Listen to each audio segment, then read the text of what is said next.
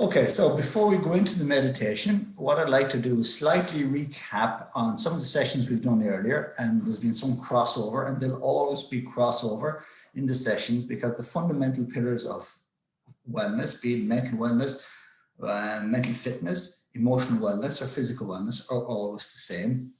So just to recap, if we could summarize it, I think we've looked at two worlds. We've looked at the outer world and the inner world. And in the outer world, at times, there is chaos, there is noise, there is uncertainty, there is danger, and we can't be blind to that. When you're walking down the street, in your outer world, there are cars, and you can't just walk out in front of the street and hit them. There are doors, and you tend to go through the door, not the wall. So the outer world is really important because we need to see it, we need to be aware of it, and sometimes we need to change our actions or decisions based on the outer world. So that's the outer world. We know what the outer world at the moment is. It's an outer world of restrictions. It's an outer world of uncertainty. It's an outer world. So we have an outer world, and we have to be able to understand what it is and then what that means for us. So that's the first part. The second part then is our inner world. And our inner world is firstly, the very simple things like our brain. We looked at our brain, and I tried to remind you that your brain is actually an incredible thing. The problem with the brain is whoever designed it or whatever designed it did a great job, but they made one big mistake. The big mistake that they made was they put it behind your eyes, so you never see it. And what we know is we tend to take care of the things that we see. When I was growing up in a small house, 8 kids, mom and dad, 10 of us, and maybe just in the middle of a meal and the house be maybe upside down and the kitchen be upside down and there'd be plates and cups everywhere, somebody would arrive outside the door, and it could be a cousin or a neighbor, and my mother would get embarrassed because the house would be in a heap, and she'd shout out the code, and the code said, "Quick, tidy the house." Now, we all knew at that time we had about 3 minutes before they rang the doorbell, so in that 3 minutes there was no way we could tidy the house.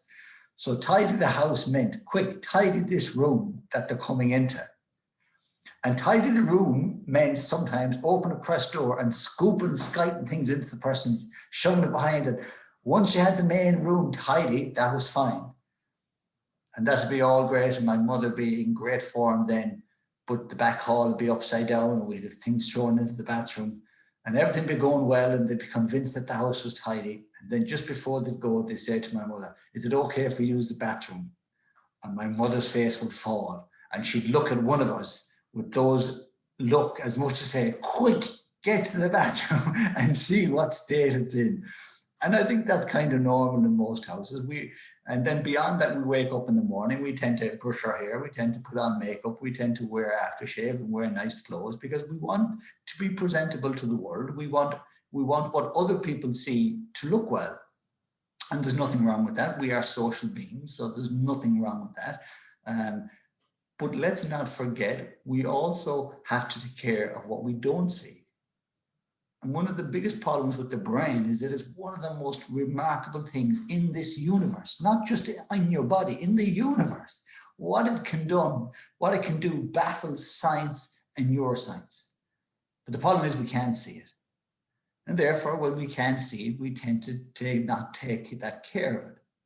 So I often think if we could see our brain, if we had to hold our brain for 24 hours and then put it back in, I think we'd treat it a lot better. I know we've covered this, but just to remind you, your brain, if you were holding it, the first thing you'd notice is your brain is very soft. You'd notice your brain is warm because your brain uses energy. It heats up, it cools down, just like the rest of your body. And you'd notice your brain is wet. So your brain sits in fluid called synovial fluid. And that's very important because the brain needs constant access to water. If we don't have enough water, and just most parts of the body, if I eat spuds, if I eat cabbage, if I eat an apple, most parts of the body have the ability to take the water out of the food and use it, but not the brain. The brain needs fresh water. We know that 1% dehydration equals 5% cognitive dysfunction. So think about that. Now, most people who don't drink enough water are probably 10% dehydrated.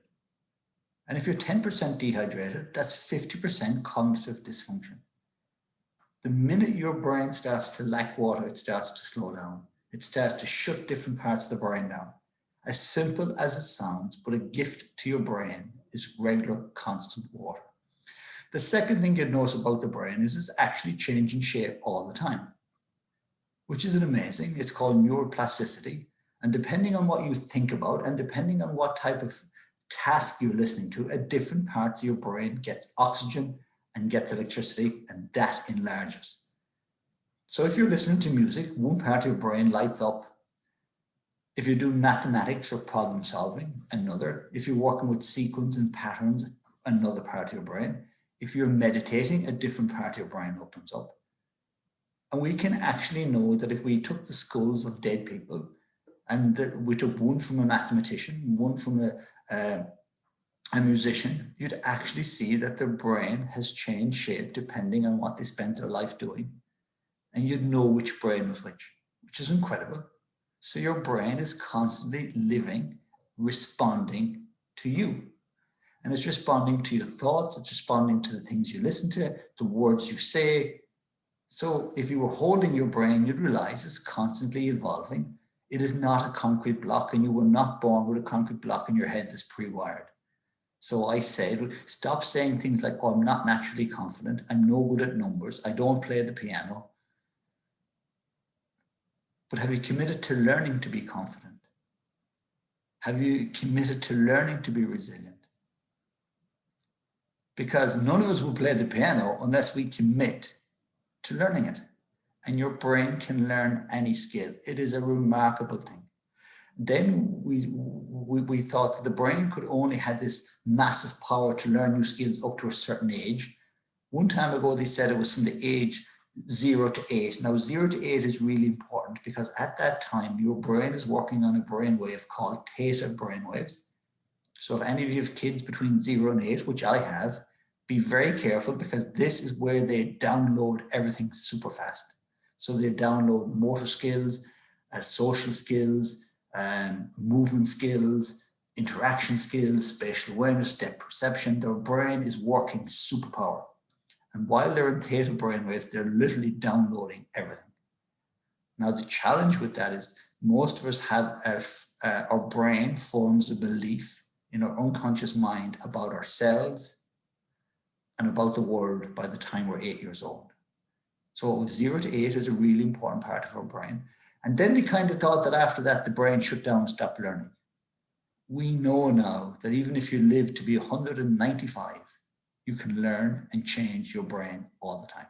It's around staying busy, staying healthy, staying focused. Your brain is a lifelong companion that is open and ready for change all the time.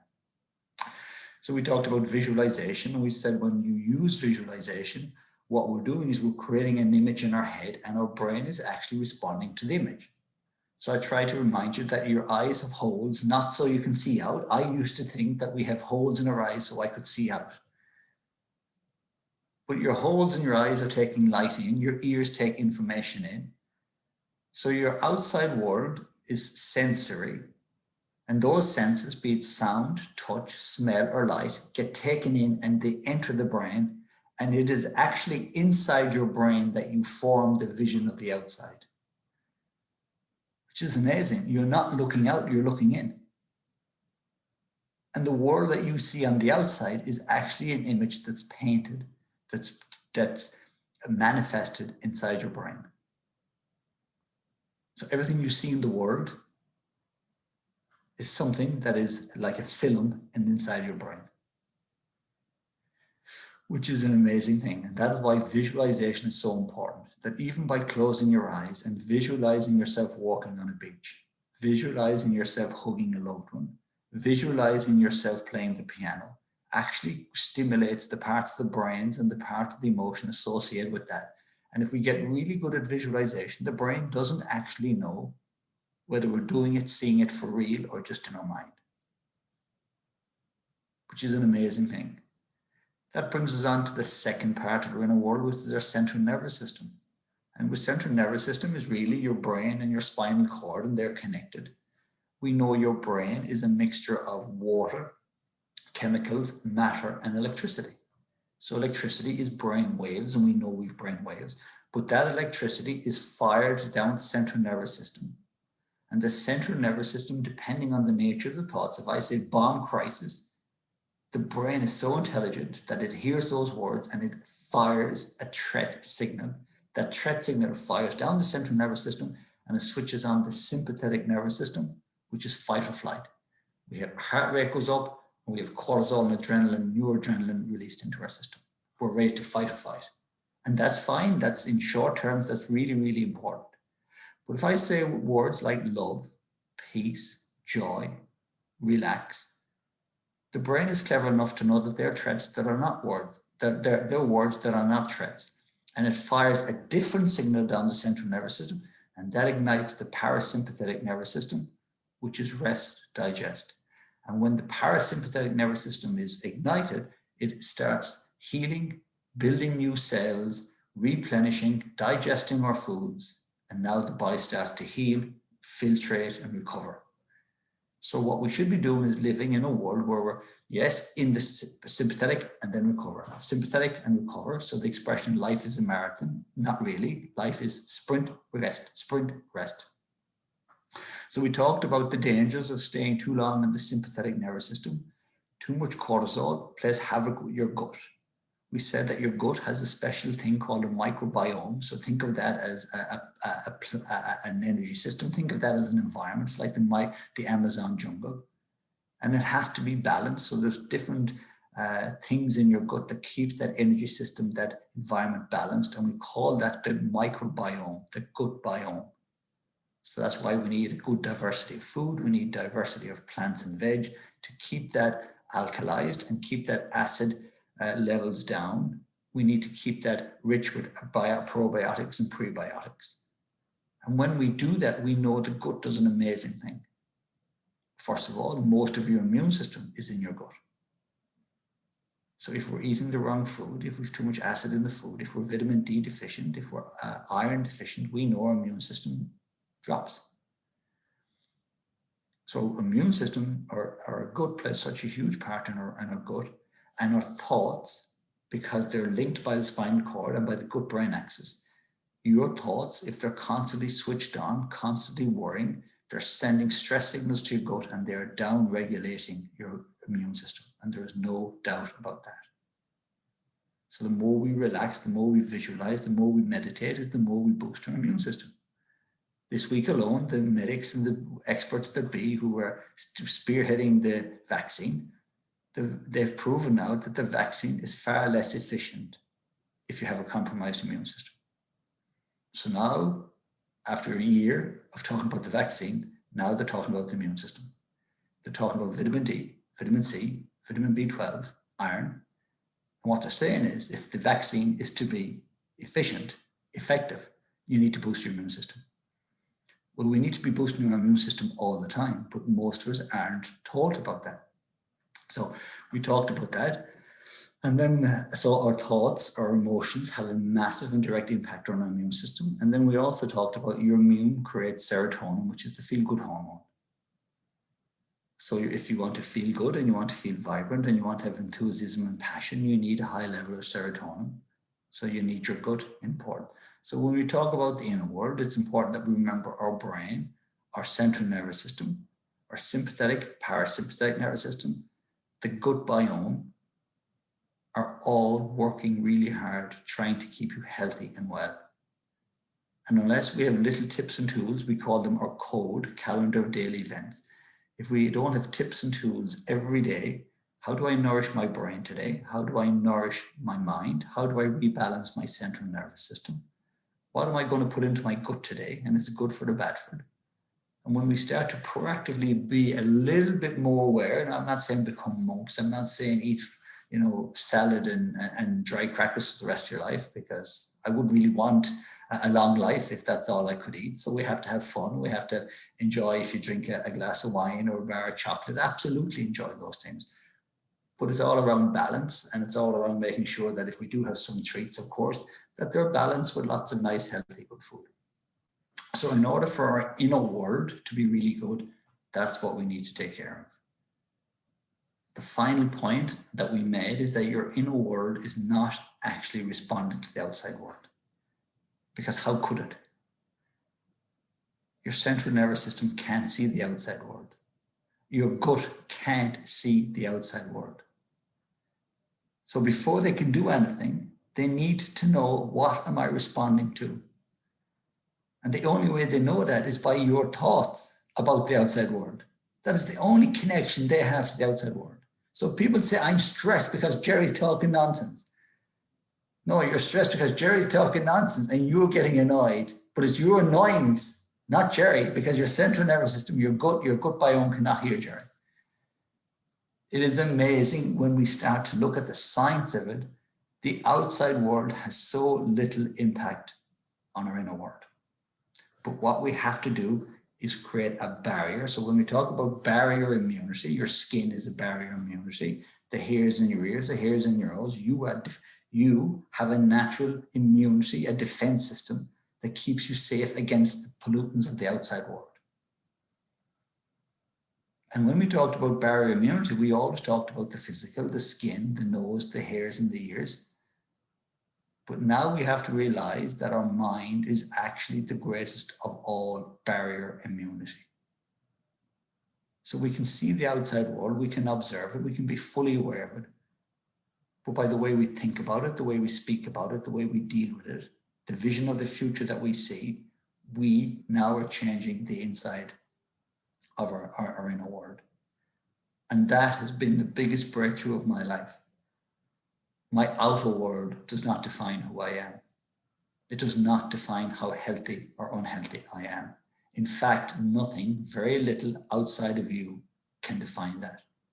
Of course, if you get exposed to pollutants in the environment, like radiation or weed killer even, if you inhale those, of course, that's when things like your outside world can impact you. And there's no doubt about that. But other than that, other than exposure to toxins, the outside world has no impact on your inner world.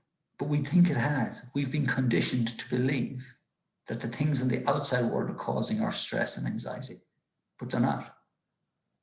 So the more we look at building that healthy, rich inner world, is the more we say, now that I've built my mind and I've built my gut and I've built my immunity, I'm responding less to the outside world. The outside world is actually the same, but I'm far less anxious, I'm far less worried. So when you change the health and the balance of your inner world, the health and the balance of your outer world ignites. So that took us through, I hope in many ways, some of the stuff that we've carried. Why do I keep going back? You might say, Jerry, you've told us all this, now you're wasting my time. If I had us all for 50 sessions, I would take 20 minutes to go through that every single time, because that is actually the basis of everything. The only other thing we need to do then is, how do I create time and space in my day to do those things, Jerry? Because we're all very busy. A little exercise is the 168 project, and get yourself to do this tonight. There are 168 hours in every week. Try identify where you spend them. It's a great exercise, because for years I said, I have no time. I don't watch any TV. So I said, well, I sleep 8 hours a night. So 7, 8, 56. That's 56 hours. Brilliant. I eat. So I eat an hour for lunch, and maybe that takes up 3 hours a day eating. 3 7s, 21. Now I put that in. What else do I do? I work. So I work 40 hours a week. So I put that in. So I have 40, 56. So now I'm up to around 110, 120 going well. And then I start to struggle. What else do I do? And people start to smile. You say, what the hell do I do? And suddenly you realize that that half hour that you watch every night on TV is actually an hour and a half. It is amazing what I call time thieves, things that steal your time and you don't even know it. My mother is the master at this. I come in and my mother is up watching the soaps, and she loves the soaps. But she'll watch Coronation Street, Emmerdale, Ross Daroon, and whatever else is going. And we should watch them all one after the other. So it takes about maybe 3-4 hours. And I'll often say, geez, will you come down? Because my dad's in the kitchen, because he won't watch soaps. He's in the kitchen. I said, will you come down and talk to us? And she said, I'm watching the soaps. So I'll bring her a cup of tea and I'll slag her. And I said, will you come down and talk to us? And she says, will you not give me 1.5 hour a day? Now, 1.5 hour is, every soap is a half an hour and you're watching 4, but she sees the soaps as 1.5 hour. Unconsciously at time, we invest time into things and we don't know where it goes. So try identify where your 168 hours goes. What I'm going to ask you for is 1% of your time, which is 15 minutes. 15 minutes each and every day is only 1% of your time. And in that 15 minutes, could that be 15 minutes when you wake up in the morning, where you don't go on your phone, where you don't go thinking about the day? Maybe you get on a yoga mat and you stretch and roll. Maybe put on your favorite song and you start listening to nice music. Maybe you do a little breathing exercise. I don't know who is so busy that they can't take 15 minutes a day. In fact, what I know, and I'm lucky enough to work with some of the most successful business and sports people in the world, and I know that the people who are the most successful are the people that take most time for themselves. I work with CEOs who run global companies, and they spend 2 hours a day working on themselves. And they say, because if I don't, everything else stops. So it goes back to what we started. The gift of time is the greatest of all gifts. You give people the gift of your time, and that is the greatest gift you can ever give another human being. It's easy to go out and buy something in the shop and post to someone, but to actually turn up and give your time and listen, it's the greatest gift of all time. And can you extend that gift to yourself? So that's what we talked about, calendar of daily events, CODE. What can we do each and every day to build a better relationship with myself? To listen to the things that I say to myself about myself. To turn off that inner critic. Turn on my inner coach. And at times, take some deep breaths. And back myself. Those 15 minutes a day might be taking 15 minutes to prepare a green juice. Might be 15 minutes a day to just turn your phone off and sit without a phone. And if you can start in 15 and then each week go 1 minute more. So week 2, 16 minutes. Week 3, 17 minutes. And then you might be taking 30 minutes a day to yourself, which is still, it's only 2% of your time. But if you can take 30 minutes, it can be one 30-minute block, or it could be 15 minutes in the morning and 15 minutes in the evening to stop, to rest, to clarify in your head, to let go of something that you no longer need. To ask yourself, if I truly loved myself, what would I do now? If I was a kind, loving person, what would I let go of? Where was I amazing today? What can I be very proud of myself from today? And that's as simple and as easy as it is to build our inner world.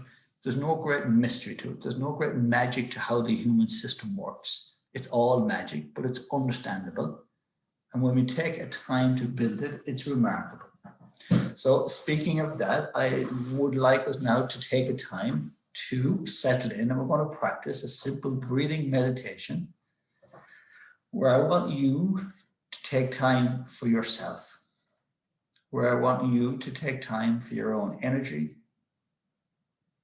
to slow your central nervous system down, to slow your breath down, and go inside and meet the part of you that is amazing. That kind, beautiful, resilient part of you that is simply amazing. So we'll start. I'm going to play some music, but just make yourself nice and comfortable. If you want to lie on the floor, don't worry about it. If you go missing, don't worry about it. Just don't go into the kitchen drinking coffee. But if you want to lie on the floor, lie on the floor. If you want to turn your camera off, you can do so. If you want to sit up. So just get really comfortable. Close the eyes down. if you're happy to do that. If you're not, pick a point of focus in front of you, pick a spot, and just begin to bring your attention to that. We're going to start by taking 5 or 6 really nice, big, deep breaths.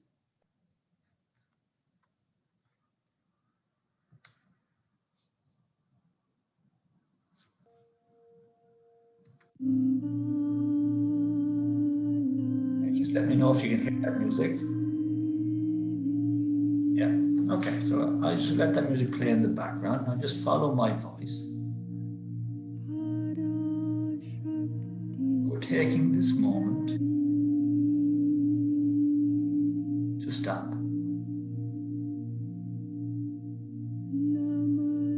We're taking this moment as a gift to our inner self.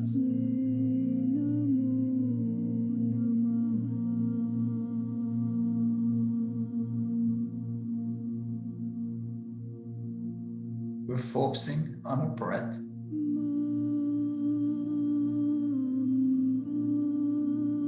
We're noticing the air as it comes to the universe, from the outside world, into our nose, moving to the back of our nose, moving down into our body.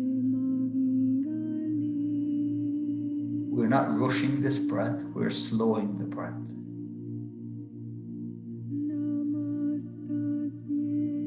Our inhale is 4 to 5 seconds in length. We're really slowing it down, allowing the breath to move from the nose all the way down through the chest and into the belly.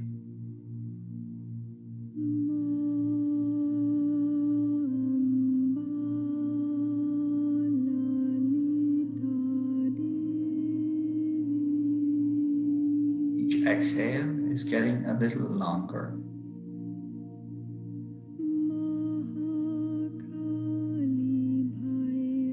If our inhale is 4 or 5 seconds,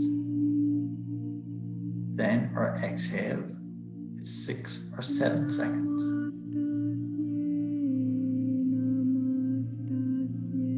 Breathe in through the nose and out through the mouth.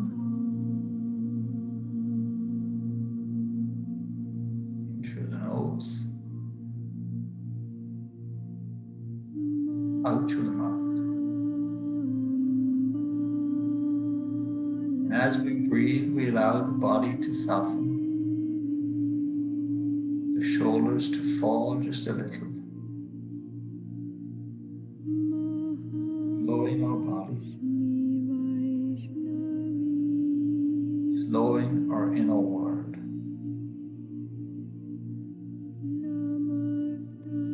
Coming home to ourselves.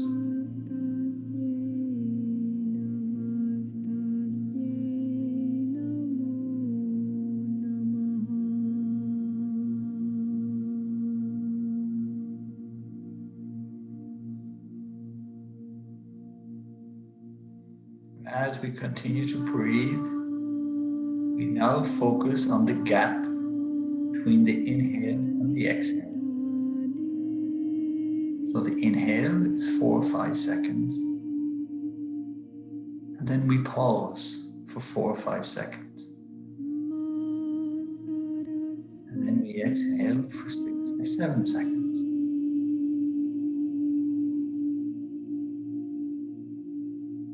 It is the pause that gives the breath timing and depth.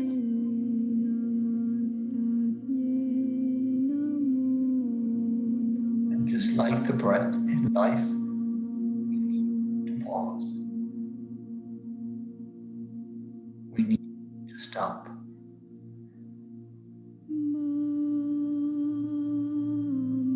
And when we pause, it gives our life depth and rhythm and timing.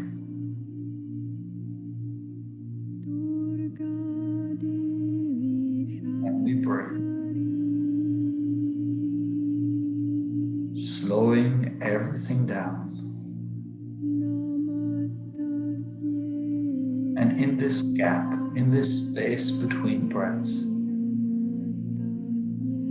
we let go of the titles and labels that we have. For these few moments, let go of the title mother, father, of brother, sister.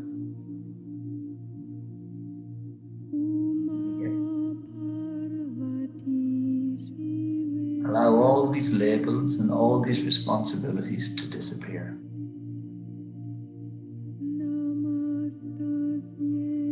And just be you.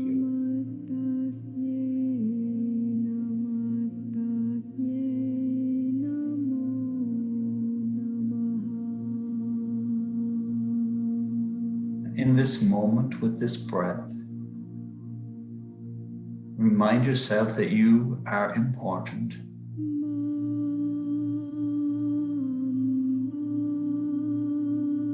That you matter. Your health matters.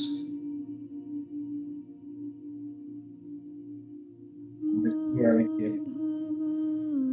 a light for others. And in order to be that light, you need to mind yourself.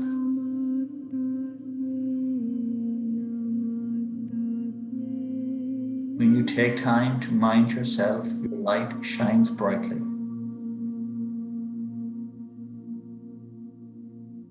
And if you don't take time to mind yourself, your light diminishes and everybody is left in darkness.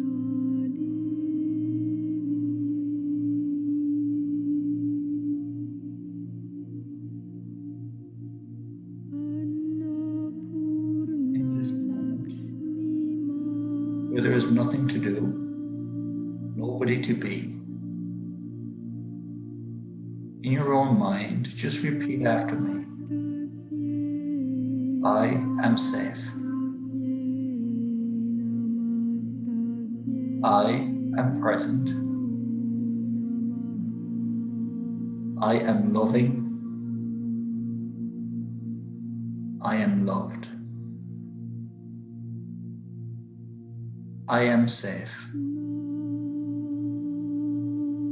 I am present. I am loving. And I am loved. My light is special. And my light is important.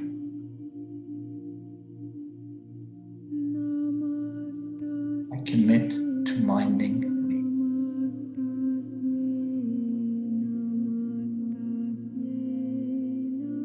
Continue to breathe for just a few moments. Ever softening the breath, slowing the breath, softening the body.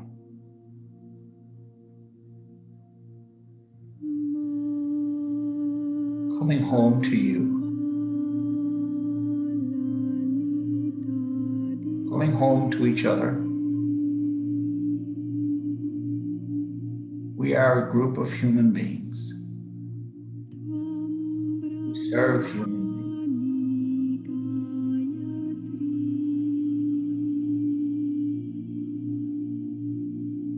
And at times in life, we are all the light bearer. And at times, we are the weary traveler.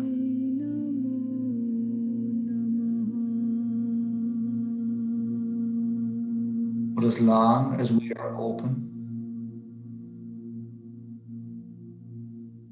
and as long as we care about others,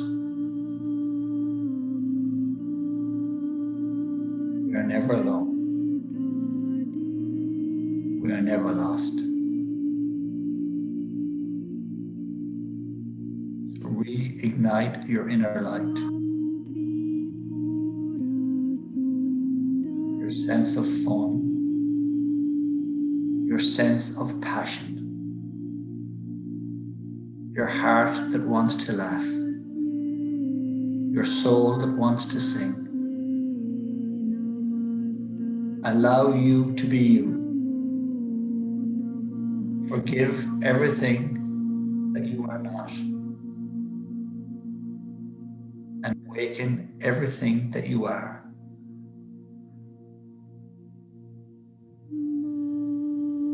You are a gift, a shining light, a piece of the universe's beauty.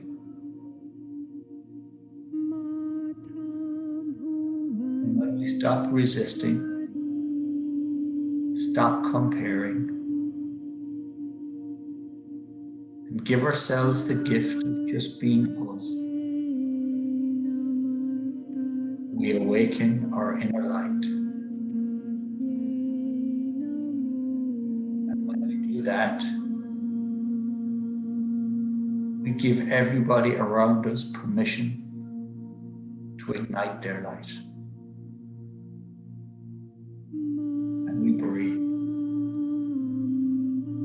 We soften. We let go. We surrender to what is. And we awaken to what can be.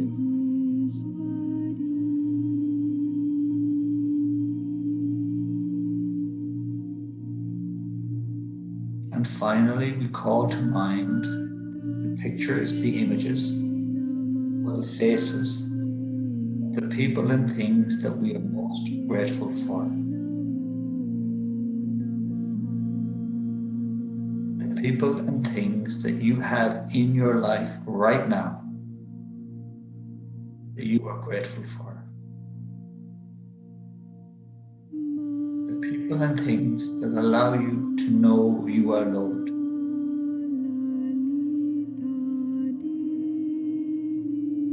And allow that feeling of love and gratitude to wash through your mind, through your body, and into your heart.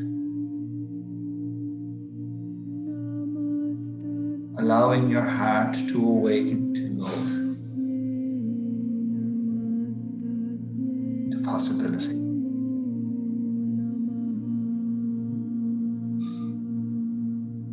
For the last 2 minutes, we simply breathe, ever aware that the universe is giving you all the oxygen you need, because the universe wants you to be healthy. The universe wants you to be happy. Can you receive each breath with gratitude?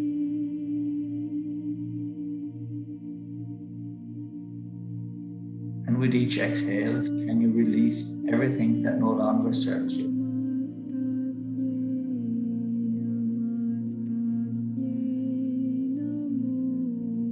Can you see with each exhale that leaving your body that no longer serves you? Each big exhale pushes it away. And the universe takes it and transforms it.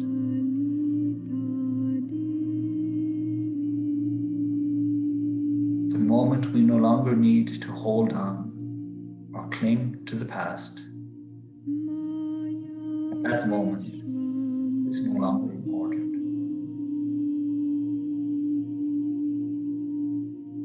And we're no longer clinging to the past, and no longer clinging to the future. That is the moment we become present to this moment. And it is only in this moment that life exists. Every opportunity to be happy, to be joyful, exists only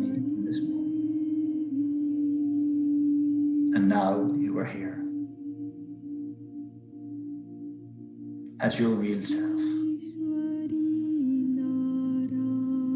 Proud of who you are. Unafraid to bare your heart and soul. Knowing that you and your health matter. We finish with 5 deep breaths.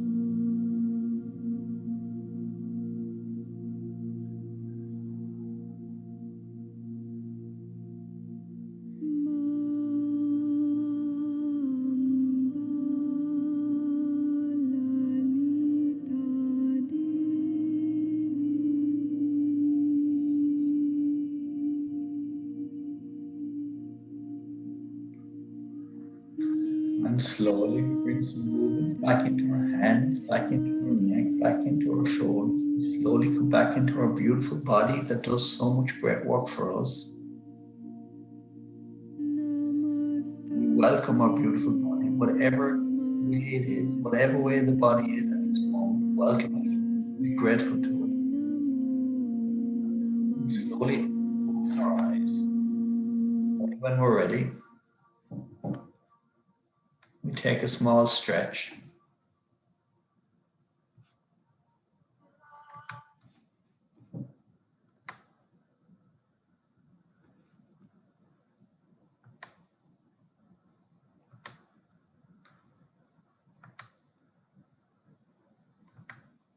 Okay, and just give yourself a moment to come back into your body, back into the room, back into your own room, back into the webinar.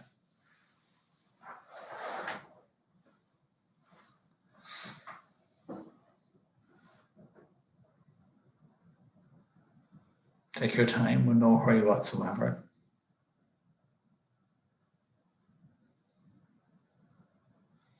So I'm going to take a little piece on resilience. We'll continue with the recording, and then when I'm finished on the little piece on resilience, I'm going to stop the recording and I'm going to have a chat and some feedback. So feel free to speak, to share something, and you won't be recorded. So I hope people began to experience a little bit of slowing down.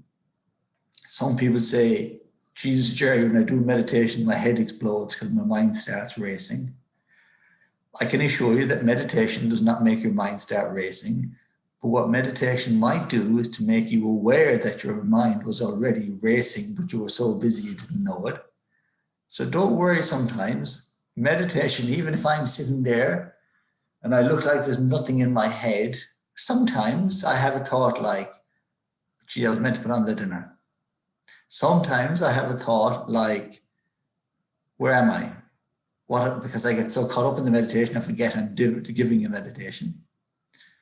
Sometimes I have the most bizarre thoughts. And when you see Buddha, even Buddha sitting under the tree, we don't actually know what was going on in his head. He might be sitting there saying, I forgot to put on the dinner. So when we meditate, don't ever worry about a thought coming into your head. It could be the most silly, bizarre thought.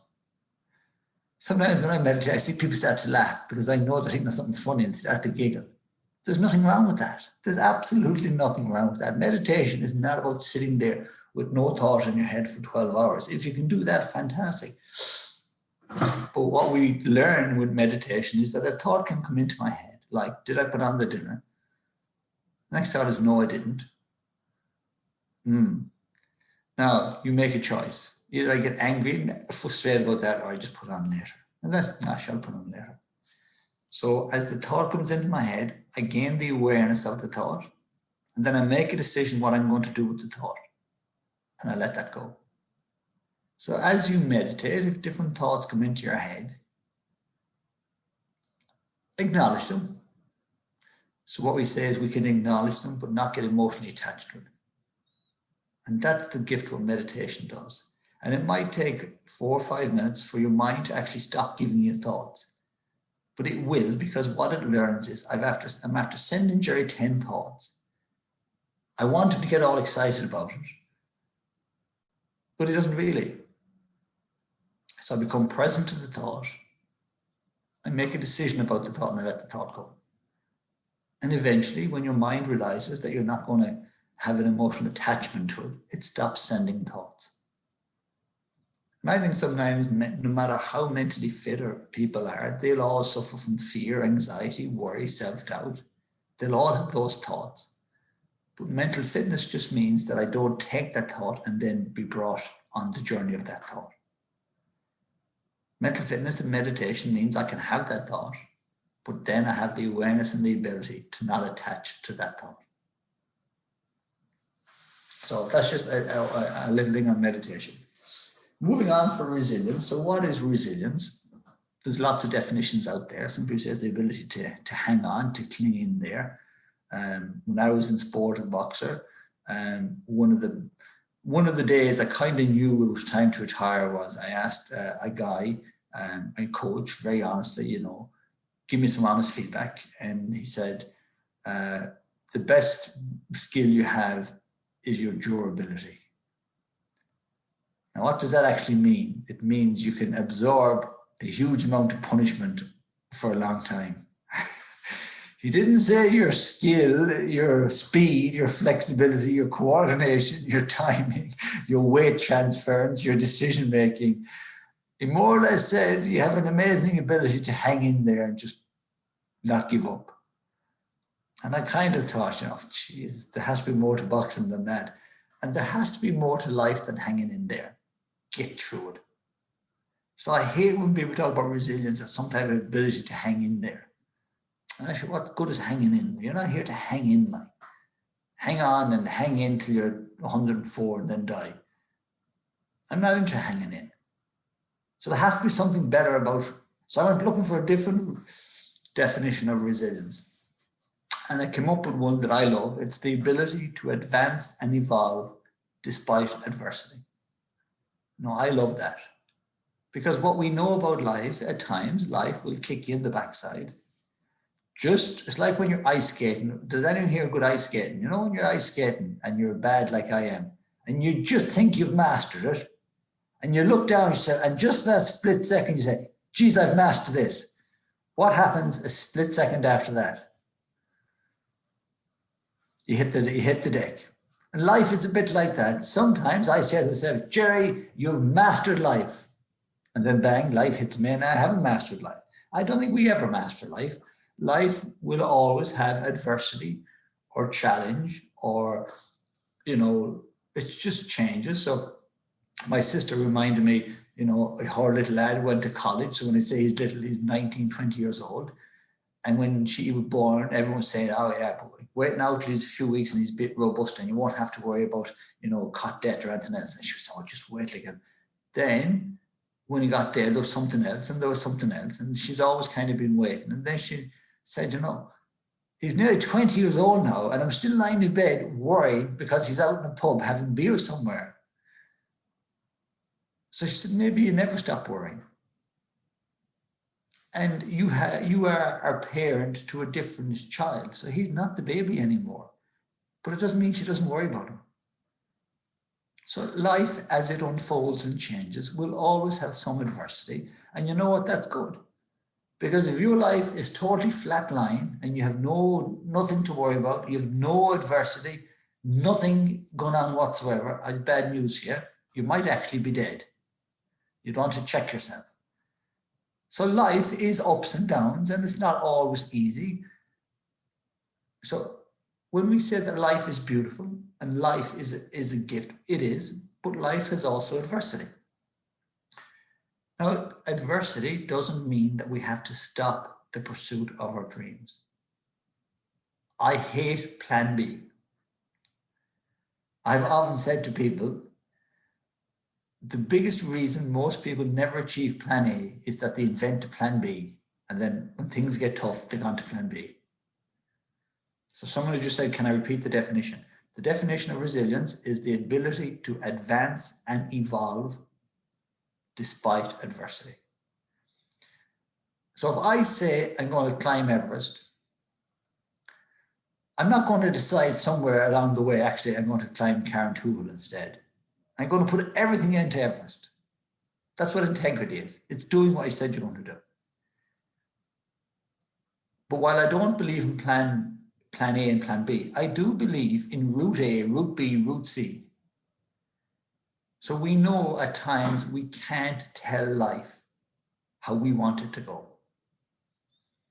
It's like if you went down for a swim and the tide was coming in at the wrong time and you decide it's the wrong time and you try to make the tide go back out, you're on a hide into nowhere. So there's only so many things we can control. So we can control the destination, but how and when we get there, sometimes we have to try different things. Sometimes in order to be an All-Ireland champion, you have to try 10, 15, 20 times. God help you if you're from Mayo, you have to try 225 times before you can win it. But at the same time, don't tell me that a Mayo team of any year wants to be second or third. And we shouldn't be giving up on our dreams. Just because the first route didn't work, just because the first or second process didn't work. So the first thing about resilience is the ability to maintain course, the ability to rethink, your ability to come up with a new process without losing enthusiasm or passion or focus on what you want to do. Now, at the same time, your outcome might actually change. I might say I want to climb Everest. And then on the way to Everest, I realized all my mates are actually gone to Carntoohil. And I only wanted to climb the mountains because I wanted to spend 6 weeks with them and have a great crack with them. And I kind of realized it wasn't really the mountain I was interested in at all. It was spending time with my mates. Well, then at that point, you're a madman if you continue to go on Everest, just because I said I was going to do it. So sometimes a goal will change for a good reason. And as we grow and change as human beings, the things we want when we're 10 and the things we want when we're 19 are very different. The things you want from life when you're 19 are very different to things you want when you're 30. So goals will change, and never be afraid to change a goal. But don't change a goal just because you think it was too hard, or don't change a goal just because somebody else said it couldn't be done. Or don't change a goal just because you tried it once and it didn't work out. So a goal has to be in your heart. It has to be something you're passionate about. It has to be something that brings your soul alive. And you put that on the wall and say, right, let's try get there. So what is resilience? Resilience is the ability to advance and evolve, to stay on course, to stay focused and passionate, even though you've suffered 1 or 2 setbacks or challenges. The ability to stop and think, what did I try? What in the process wasn't right? So if it didn't work out, it doesn't mean that I'm not able to do it. It just means the process I applied wasn't right. And if I change the process, I'll change the outcome. So now we're getting into this process-based thinking. So if I change the way I think, if I change what I did, change the people I surround myself with, then the outcome is going to change. And you might have to keep changing. So it's that ability to be passionate and focused about the process, always believing that the outcome is going to happen. And when we look at life, and I said life is kind of ups and downs, and a really good day is up here and a really bad day is down here. And what we want to make sure by maintaining a healthy level of inner resilience is that the good day isn't up here and the bad day way down here. And we have this massive fall between up and down and up and down and up and down. And if you do look at the Dublin footballers, for anybody that are Dublin fans, I'm not particularly, but you have to admire them. What they do at the first 5 minutes of the game and what they do in the last 5 minutes of the game are almost identical. And if you look at what they do in the best 5 minutes and the worst 5 minutes, the gap is very small. Well, so that's what I call a non-surge mentality. Sometimes we go all out for something and we give it loads and we give it socks. It could be a diet and we get all into it for 6 weeks and then we kind of lose interest completely and we go in the opposite direction. So what we have to do is live in a more sustainable way. We manage our energy or focus our mindset in a more sustainable way. Of course, there'll be good days and bad days, but the gap, because we're doing the same thing, we have good routines in place, we're eating the right food, we're doing the right things, the difference becomes smaller. The importance of that is now, if the gap is big and you have a really bad day, a really bad week, the amount of energy is going to sap out of you to get back up. It's almost like if you're running a race, if anyone does a 5K or 10K race and you're trying to get a time in, If you slow down from kilometer 2 to kilometer 3 to almost a walk, it's very hard to get back up again because your energy systems have slowed down. So we try to set a balance to our life and our rhythm.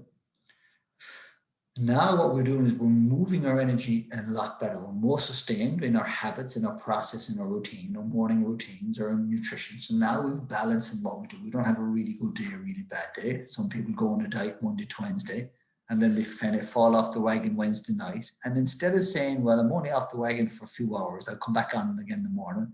What a lot of people say is, sure, feck it. I'll come back on next Monday.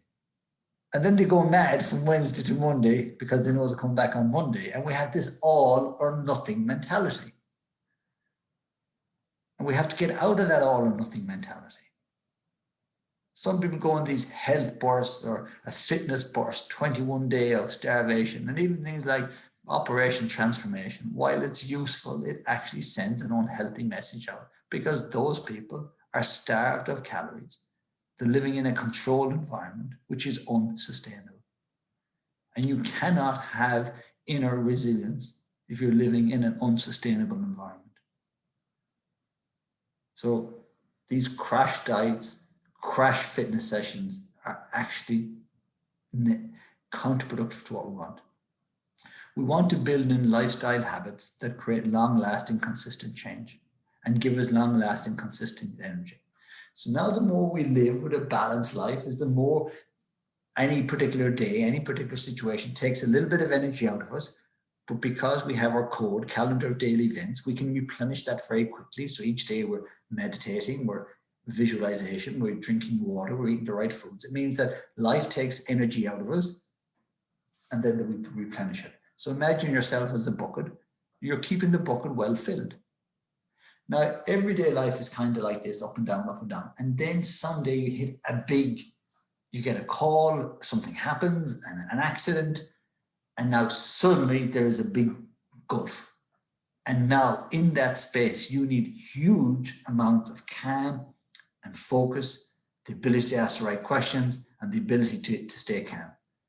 You need a big reserve. But if you haven't been replenishing the reserve each and every day, then you can't have it there. So we think that resilience is something that we get, or resilience is something that shows when we're in a crisis environment. But actually that's too late. Resilience has to be something that we build each and every day.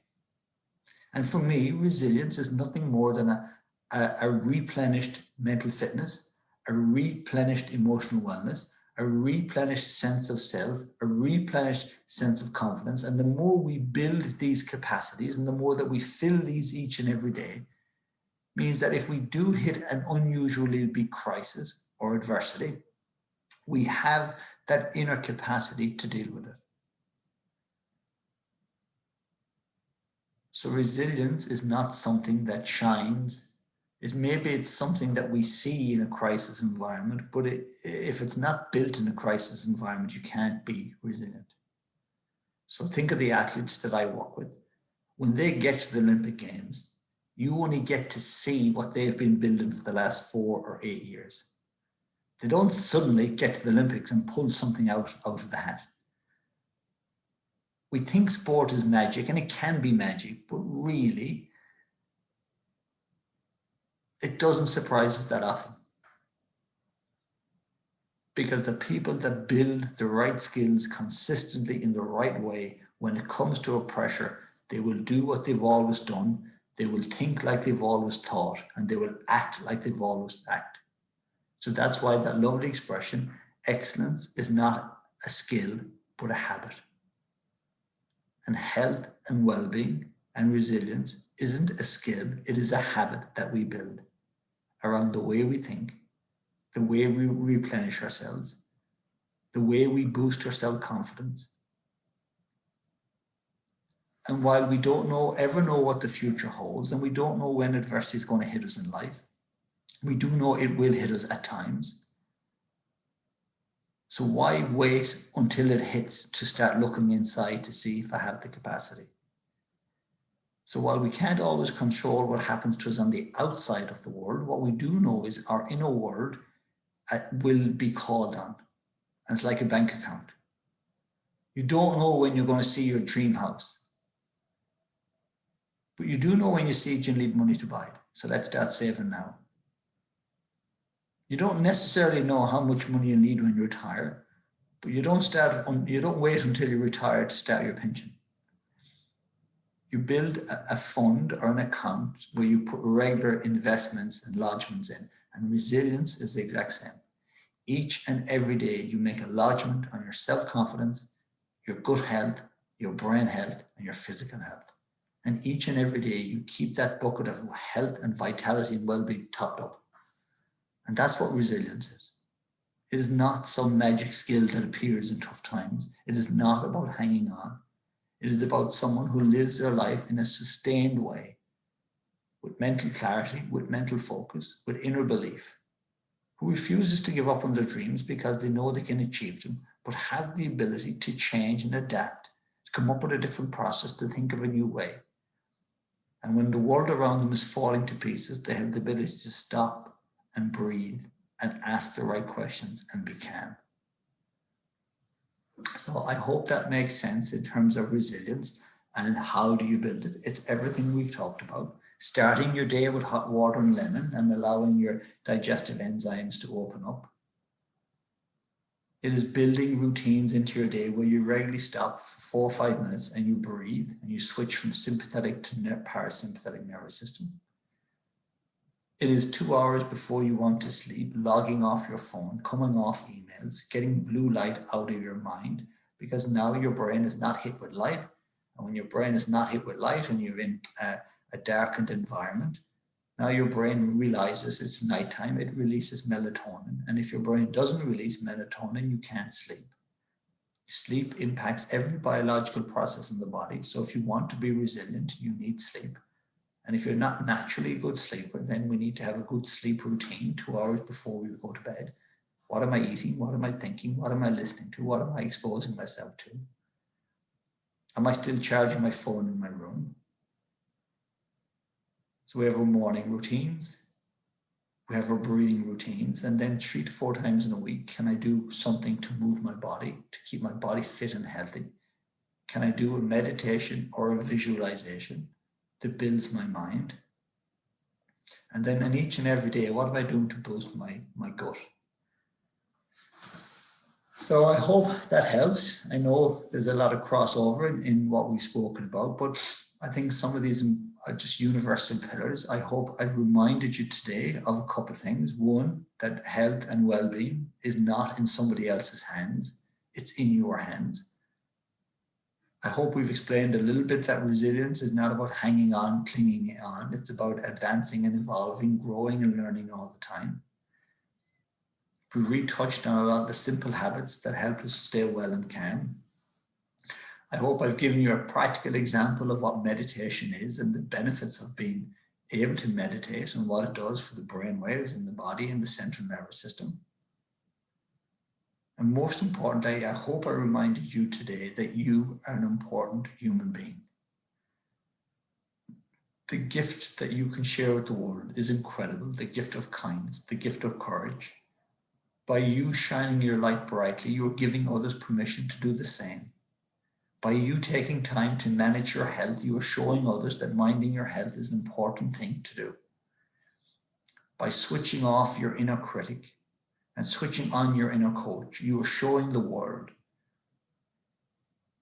that criticism and comparison is not the way forward. Compassion is. And then you become a living, breathing example of how you'd like the world to be. You become a leader in your own life. And the more you live from those values and share those values, is that the more they become part of what society is. So maybe society shapes the individual, or maybe the individual shapes society.